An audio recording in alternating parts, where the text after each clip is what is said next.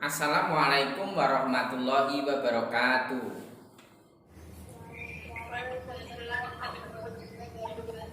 Selamat pagi anak-anakku, saya yakin kalian kabarnya baik semua. Pada kesempatan hari ini, mari kita mulai dengan doa untuk salah satu siswa menyiapkan untuk berdoa. Silakan. Berdoa mulai. Selesai. Ya. Semoga dengan doa tadi kita dimudahkan pada pembelajaran kali ini. Anak-anakku semua, kita masih di masa pandemi. Saya minta kalian tetap menjaga protokol kesehatan dengan jargon 3M, menjaga jarak, mencuci tangan, dan memakai masker. Anak-anakku semua, pada kesempatan hari ini Pak Rinto ingin melanjutkan materi tentang teks berita. Pak Rinto akan menampilkan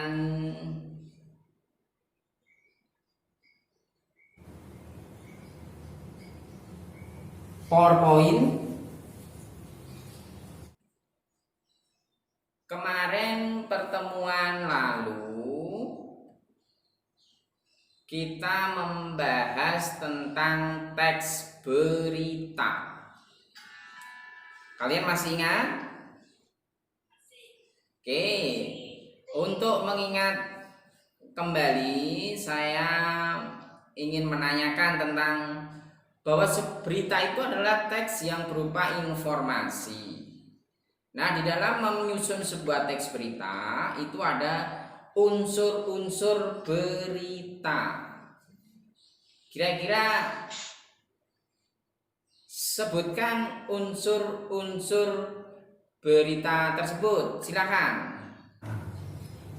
Silakan Mbak Elma, apa unsur-unsur berita? Adik Simba. Kok adik Simba, apa itu? Apa? Ya. Kapan?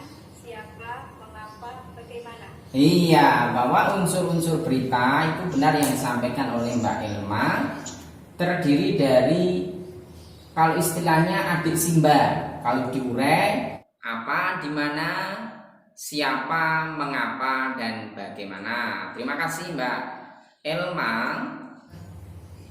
Nah, pada kesempatan pagi hari ini kita akan membahas tentang ringkasan. Oke, saya yakin kalian sudah belajar tadi malam untuk membahas materi ini. Kira-kira siapa yang tahu apa itu ringkasan? Silakan. Saya tahu. Ya, silakan Mbak. Ringkasan adalah sebuah penyajian peristiwa secara singkat berdasarkan unsur-unsur berita. Ya, tepat, bahwa yang dikatakan ringkasan itu adalah sebuah penyajian peristiwa secara singkat berdasarkan unsur-unsur berita atau pokok berita. Bagaimana cara menyusun atau cara meringkas berita? Silakan. 1. Mencatat pokok berita. Ya. 2. Membaca naskah asli. Ya. Mengajukan reproduksi. Ya.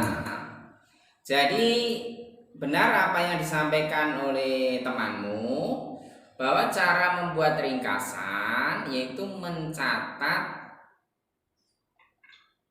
pokok unsur berita, membaca naskah asli, dan mengadakan reproduksi. Itu cara membuat ringkasan berita.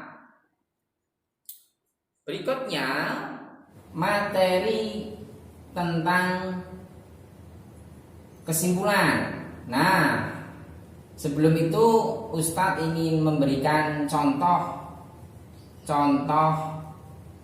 meringkas sebuah berita. Ini Ustadz tampilkan sebuah berita. Ini sudah dianalisis unsur-unsurnya meliputi adik Simba tadi.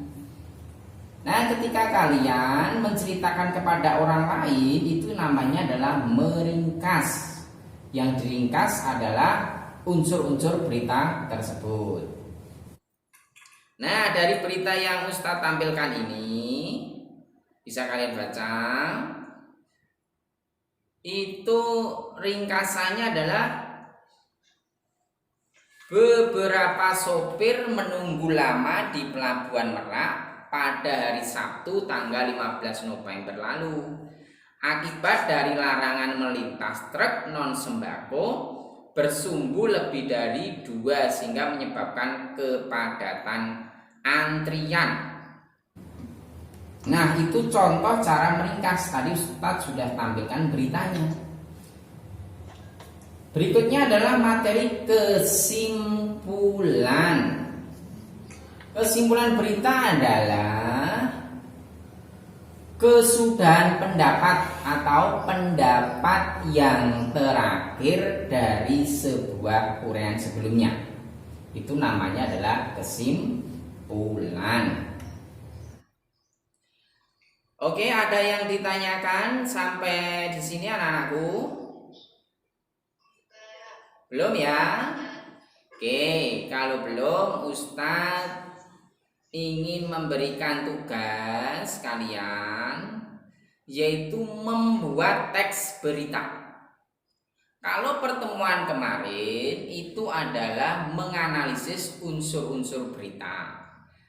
Tapi pada kesempatan hari ini LKPD-nya, lembar kerja peserta didik, yaitu membuat teks berita yang memenuhi unsur adik Simba. Oke, silakan dicoba.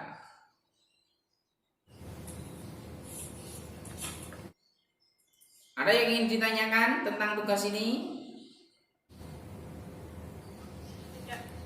Oke. Anak-anakku,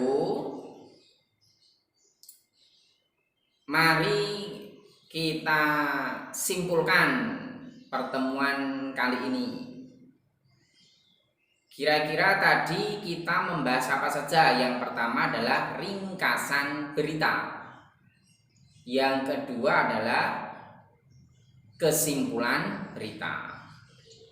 Oke, saya minta Mbak Ilma tadi bagaimana cara meringkas berita. Kita ulangi kembali biar kalian paham. 1. Mencatat pokok berita. Iya, mencatat pokok berita. Berikutnya 2. Membaca naskah asli. membaca naskah asli. Yang ketiga Mengadakan reproduksi. iya, itu cara meringkas. Satu lagi materi yang kita bahas, kesimpulan. Apa itu kesimpulan?